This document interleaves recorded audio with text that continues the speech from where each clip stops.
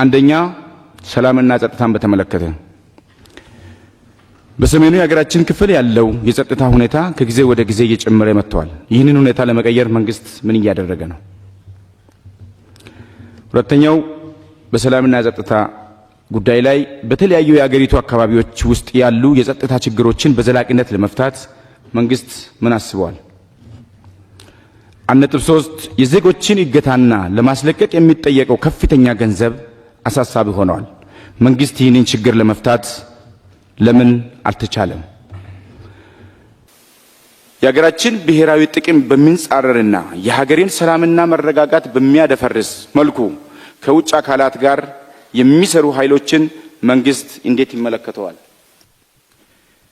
በተለያዩ የሀገሪቱ አካባቢዎች ያሉ ተፈናቃዮችን የመመለስ ሁኔታ በምን ደረጃ ላይ ይገኛል?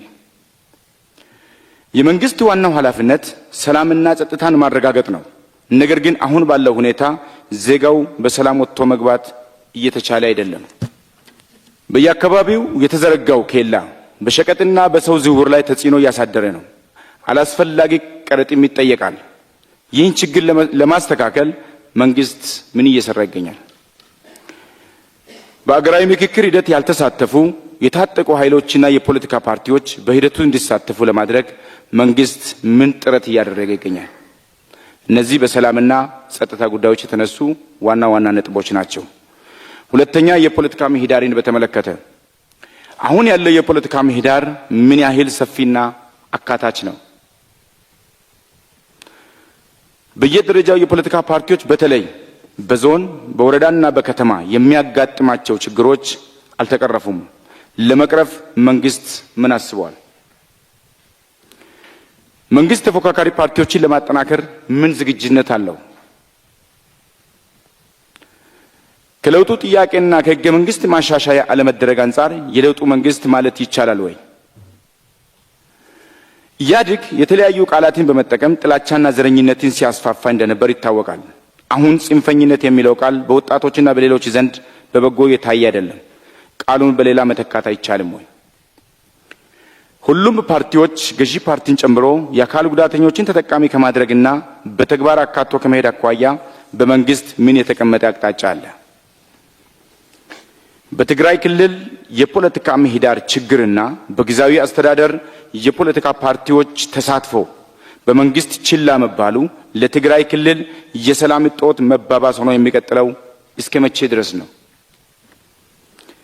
የመንግስት የሚዲያ ተቋማት ለተፎካካሪ የፖለቲካ ፓርቲዎች እንቅስቃሴ በቂ ትኩረትና ሽፋን ሲሰጡ አይታዩም። ይህ ሁኔታ እንዲሻሻል መንግስት ምን ያስባል? እነዚህ በፖለቲካ ምህዳር በተመለከተ የቀረቡ ዋና ዋና ጉዳዮች ናቸው።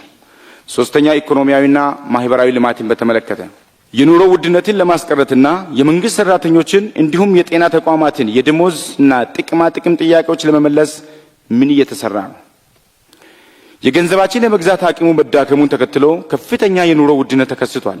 ይህንን ችግር ለመፍታት መንግስት ምን እየሰራ ነው? የመንግስት ትኩረት በመሰረተ ልማት ላይ የሆነ ነው። ልማቱ ሰውን ቢያስቀድም አይሻልም? የነዳጅ ዋጋ እያሻቀበ መሄዱ ዜጎች ላይ ከፍተኛ የኢኮኖሚያዊ ተጽዕኖ እያደረሰ ይገኛል። በቀጣይ ይህን ችግር ለመፍታት እንደ መንግስት ምን ታስቧል?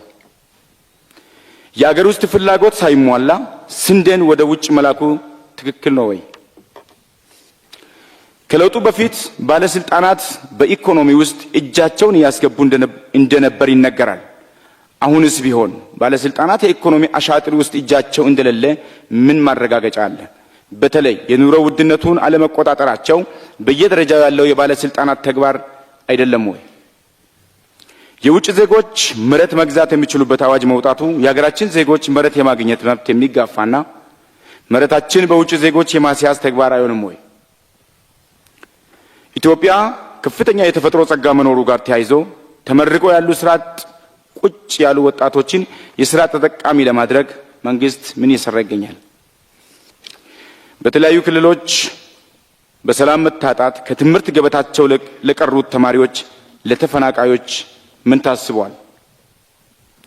በመምህራን ስልጠና፣ በመምህራን ቤት ግንባታ፣ የትምህርት ግብዓት ችግር በተለይ መጽሐፍ ለመማር ማስተማር የሚረዱ አይሲቲ፣ መብራት ወዘተ ከፍተኛ የተደራሽነት ችግር አለ። ችግሮችን ለመፍታት በመንግስት በኩል ምን ታስቧል? እነዚህ በማህበራዊና ኢኮኖሚ ልማትን በተመለከተ የቀረቡ ናቸው። አራተኛ ኮሪደር ልማትን በተመለከተ ኮሪደር ልማቱ ከተሞችን ለስራና ለኑሮ ምቹ ከማድረግ አንጻር የሚሰሩ ስራዎች የሚደገፉ ናቸው። ይሁን እንጂ በአፈጻጸም ደረጃ የሚታዩ ችግሮች ማለትም በካሳ አከፋፈል፣ በምትክና በአንዳንድ አካባቢዎች ተሳትፎ ችግሮችን በመንግስት እንዴት ይገመገማሉ? እነዚህ በኮሪደር ልማት ጋር ተያይዘው የተነሱ ናቸው። አምስተኛ ዲፕሎማሲያዊ ወይም ቀጠናዊ ሁኔታዎችን በተመለከተ ነው። ከጎረቤት ሀገሮች ጋር ያለን ሁኔታ እንዴት ይታያል? የባህር በር ለማግኘት እየተደረገው ያለው ጥረት የሚደገፍ ሆኖ በዚህ ጉዳይ ላይ ህዝቡን በበቂ ሁኔታ ግንዛቤ ለመፍጠርና ለማንቀሳቀስ የተደረገው ጥረት ምን ይመስላል? እነዚህ ከዲፕሎማሲና ቀጠናዊ ሁኔታዎች የተነሱ ዋና ዋና ጉዳዮች ናቸው። ስድስተኛ መልካም አስተዳደርን በተመለከተ በተለያዩ ጊዜ ሲነሱ የነበሩ የማንነት የአስተዳደር ወሰንና ሌሎች ጥያቄዎች በፍጥነት ምላሽ አለመስጠት ለሰላምና ጸጥታ ለልማት እንቅፋት እየሆኑ ናቸው። መንግስት ይህንን ለመፍታት ምን አስቧል? የፖለቲካ ፓርቲዎች በየደረጃ የሚነሱ አስተዳደራዊ ጥያቄዎች መልስ ከመስጠት ይልቅ አሉታዊ የፖለቲካ ትርጉም በመስጠት ማጉላላት ይታያል። ይህን ችግር ለመፍታት ምን እየተሰራ ይገኛል? እነዚህ በመልካም አስተዳደር የተነሱ ዋና ዋና ጉዳዮች ናቸው። ሰባተኛ የጋራ ምክር ቤቶችን ማጠናከር በተመለከተ በየደረጃ የሚገኙ የፖለቲካ ፓርቲዎች የጋራ ምክር ቤቶች ሁለንተናዊ ድጋፍ እንዲያገኙ በህግ ማዕቀፍ፣ በበጀት ድጋፍ፣ በቴክኒክ፣ በቢሮና በማቴሪያል የማገዝ ጅማሮ ተጠናክሮ እንዲቀጥል በአክብሮት እንጠይቃለን። አመሰግናለሁ። አሁንም አመሰግናለሁ። በቂ ጥያቄ ተነስቷል። ለዛሬው አንዳንዱ ጥያቄ እዚሁ ምላሽ የሚሰጠው ነው። አንዳንድ ያላየናቸውን ጉዳዮች በእኛ በኩል ያላየናቸውን ጉዳዮች እንፈትሻለን። ለምሳሌ እህት ያነሳቸውን ሴቶች በጣም ኢምፓወር እናደርጋለን፣ ግን ማየት ያለብን ጉዳዮች ካሉ እናያለን። እኛ ባለማካተታችን ምክንያት የተፈጠሩ ጉዳዮችን እንፈትሻለን። ሌሎቹን ጉዳዮች በጥቅል አድርጌ ለመመለስ እሞክራለሁ። በመጀመሪያ መገናኘታችን ትክክለኛ እርምጃ ነው። በመገናኘት ውስጥ ሞር ለመተዋወቅ እድል እናገኛለን፣ ለመማማር እድል እናገኛለን፣ ለመማርና ለማስተካከልም እድል እናገኛለን። የሚፎካከር የፖለቲካ ፓርቲ ሲባል አስፈላጊ በሆኑ ጉዳዮች የሚተባበር መሆኑን ለማሳየትም ጥሩ ልምምድ ይመስለኛል። በእርግጥ ምህዳርን አስታካችሁ በርካታ ጥያቄ ተነስቷል። ይሄ መድረክ በራሱ የፖለቲካ ምህዳሩ መለወጥ አካል ነው። የኢትዮጵያ ጠቅላይ ሚኒስትር በአመት 2-3 ፓርቲዎች ሰብስቦ አያናግርም። እኛ እዚሁ ሀገር ነበርን። ከውጭ መጣችሁ ላታውቁ ትችላላችሁ። አልነበረም። እንደዛ የምናደርገው ለምንድን ነው? እኛ ውስጥ ያለውን ክፍተት ከናንተ ስንሰማው ለመፈተሽ ስለሚያግዘን። አብሶሉት የሆነ የፖለቲካል ምህዳር ምንም እንከን የሌለበት ደግሞ ከጠበቃችሁ ፖለቲካ አልገባችሁም ማለት ነው። ዓለም ላይ እስካለን ድረስ የሚጀመሩ ነገሮች አሉ፣ የሚቀሩ ጉዳዮች አሉ። ሙሉ ንጹህ ነገር መጠበቅ ተገቢ አይደለም። በእኛ በኩል ግን የፖለቲካ ምህዳርን ማስፋት በሚመለከት ሁለት መሰረታዊ እሳቤዎች አሉ። አንደኛው ፉክክር ነው። ሁለተኛው ትብብር ነው። ጤናማ የሆነ ፉክክር እናደርጋለን ከፓርቲዎች ጋር፣ ትብብርም እናደርጋለን። ፉክክር ብቻ ከሆነ ወደ አጽናፍ የወጣ ወደ ግጭት የሚያመራ ወደ ጸብ የሚያመራ የማያግባባ ስለሚሆን መተባበር በሚገባን ጉዳይ እንተባበራለን፣ ልንፎካከርባቸው በሚገቡ ጉዳዮች ደግሞ እንፎካከራለን። ይህንን ባላንስ አድርገን ነው የምንሄደው። የብልጽግና እሳቤ እኔ የምመራው አድሚኒስትሬሽን እሳቤ በፉክክርና በትብብር መካከል ሚዛን መጠበቅ ያስፈልጋል። ሁሉን በፉክክር ብቻ ካደረግን ውጤታማ አንሆንም ብለን እናምናለን። ለምሳሌ ትብብር በሚመለከት መቼም ሁላችሁም በኢትዮጵያ ፖለቲካ ውስጥ እድሜው ቢለያይም ያሳለፋችሁ ሰዎች ናችሁ። አሁን ባለው አድሚኒስትሬሽን ከሚፎካከሩ ፓርቲዎች 273 ሰዎች በተለያየ ደረጃ በአመራር ተሳትፎ ይሰራሉ። 273 ሰዎች፣ 4 ሚኒስትሮች አሉ፣ 4 ገደማ ሚኒስትር ዴታዎች አሉ፣ የቢሮ ኃላፊዎች አሉ፣ በዞን በወረዳ የተካተቱ ሰዎች አሉ። 273 የሚፎካከሩ ፓርቲ አመራሮች አሳትፌ አብሬ ሰራለሁ ያለ መንግስት ለትብብር ቦታ እንዳለው በቂ ማሳያ ሊሆን ይችላል። ሰዎች የሚያዩት ፕሮፌሰር ብርሃኑን ወይም ዶክተር አረጋዊን ወይም ዶክተር በለጠን ብቻ ሊሆን ይችላል። በየደረጃው ግን አሉ ሰዎች፣ በየደረጃው የተካተቱ ሰዎች አሉ። አሁንም ደግሞ ማረም ያለብን ነገር አለ። ማረም ያለብን ነገር በቂ አይደለም። ምንፈልገው ያካተትን የተሻለች ኢትዮጵያን መፍጠር ነው እንጂ የብልጽግና ኢትዮጵያ መፍጠር አይደለም። ዓላማው እሱ አይደለም። ግን በአንድ ጊዜም ብናፍስ ፓርቲዎች ሰብሰብ ብለው ጠንካራ ሆኖ ሐሳብ ኖሯቸው ከመምጣት ይልቅ ቅድም እንዳያችሁት በጣም በርካታ ፓርቲ ነው ያለው። ሁሉም ሰው የሚፈልገው ደግሞ ፓርቲ ብሎ ሊቀመንበር መሆን ነው። ሊቀመንበሮች በሙሉ ብንሰበስብ አሁን 67 ትጠጋላችሁ። የኢትዮጵያ ካቢኔ ደግሞ እንደምታውቁት 20 ነው። ቃልም ካቢኔው ራሱ ይሄ ያስቸግራል። ሰብሰብ ቢባል ግን በእኛ በኩል ክፍት ነው። ከሚፎካከሩን ሰዎች ጋር ለመስራት ምንም ችግር የለብንም። ዋናው መስፈርቱ ግን ኢትዮጵያ አንድ ታላቅ ሀገር ሆና እንድትቀጥል በመንግስት በኩልም በሚፎካከር ፓርቲ በኩልም በተወሰነ ደረጃ የመተው ልምምድ ያስፈልጋል። በተደጋጋሚ አንስቻለሁ። ፕሮፌሰር ብርሃኑ፣ ዶክተር በለጠ በብዙ ጉዳዮች በማክሮ ኢኮኖሚክ ማሻሻያው ላይ በጣም ይጨቃጨቃሉ። በእያንዳንዱ ሪፎርም ይጨቃጨቃሉ፣ ሐሳብ ያነሳሉ። ለኔ የሚቀለኝ የራሴ ፓርቲ ሰዎች ሰብስቤ ካቢኔ ማድረግ ይሻለኛል። ቢኮዝ ካቢኔ ወስጄ ካላጸደቅኩ ልሰራ አልችልም። እነሱ ደግሞ ካቢኔ አባላት ናቸው። መደበቅ አልችልም አጀንዳውን። ሁሉም ጉዳይ እንደሚቀበሉ አድርጋችሁ አታስቡ። እንደዛ አይደለም። በብዙ ጉዳዮች ከፍተኛ ክርክር ያነሳሉ፣ ይቃረናሉ፣ ይጠይቃሉ። እንደዚህ አይነት ልምምድ ግን ካልተለማመድን በጋራ ሀገር ልንሰራ ስለማንችል ይሄው 4 ዓመታችን እኮ ነው። እነዚህ ሰዎች ከባለፈው ምርጫ ጀምሮ የካቢኔ አባላት ሆነው 4 ዓመት አለን እየተጨቃጨቅን። ከውጊያው ስለሚሻል ከስደት ስለሚሻል ነው አብረን የምንሰራው። እና በእኛ በኩል ያለው እሳቤ ፉክክር ብቻውን በቂ አይደለም፣ ትብብር ያስፈልጋል። ባንግባባ እንኳን እየተባበርን ኢትዮጵያን ብንገነባ ይሻላል የሚል ሐሳብ አለን። ተናግረናል፣ ጽፈናል፣ ደግሞ ልንኖረው እየሞከርን ነው። ሙሉ ካልሆነስ እናሰፋዋለን። ለምሳሌ ትግራይ አገልግለው በውጊያው ጊዜ ከስራ ውጭ የሆኑ ሰዎች አሉ የተባለውን እናጣራለን። ይሄ ካለ እናስተካክላለን። ለማስተካከል ዝግጁ መሆናችንን መገንዘብ ያስፈልጋል። ከዲሞክራሲ ልምምድ ችግር የተነሳ ግን በየቦታው ውስንነቶች ይኖራሉ። በታች ወረዳ ዞን ብቻ ሳይሆን ላይም ጭምር ከየት እናመጣዋለን? ኢትዮጵያ ውስጥ ዲሞክራሲ አልነበረም። ስንወለድ አልነበረም፣ ስንኖር አልነበረም። ያልነበረን ነገር 100% ለምን አታደርገውም ብትሉ ያስቸግራል።